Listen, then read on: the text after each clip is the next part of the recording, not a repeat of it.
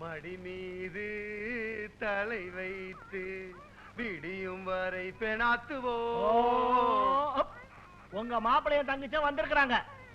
மாப்பிள தங்கச்சியா? செத்து போயிட்டாங்க. போ. குழந்தை பிறந்திருக்குதான், மாம சீர் வாங்கிட்டு போறதுக்காக வந்திருக்காங்க. யார் அது ராகு காலத்துல பிறந்தவன்? 5 பைசாக்கு கமர் கட்டை வாங்கி கொடுத்து விடு. போ.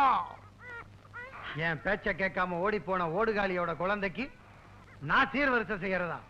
டாய், அவளுக்கு என்னைக்கோ கருமாதி பண்ணியாச்சு. கழுத்தை பிடிச்ச வெளியதில்ல அந்த தரித்திரம் பிடிச்ச குழந்தையா?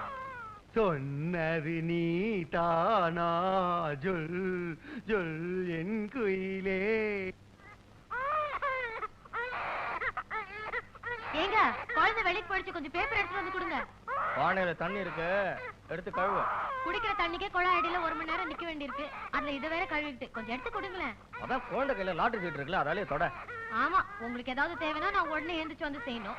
எங்களுக்கு ஏதாவது தேவைன்னா நீங்க உட்கார்ந்து இடத்துல பதில் சொல்லுங்க. குட்ரி அக்கா, அக்கா கொஞ்சம் இருங்கக்கா.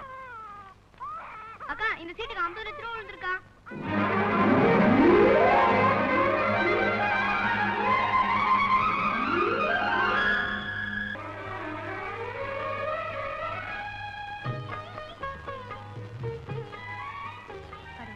எல்லாரும் நல்லா இருக்கணும். எனக்கு குழந்தை பிறந்தது உன்னோட அருளாலதான். இவ்வளவு அழகான குழந்தையை கொடுத்துட்டேன். ஆனா அவளை பேச முடியாம பண்ணிட்டேன். நீ தான் அவளை எப்படியாவது பேச வைக்கணும்.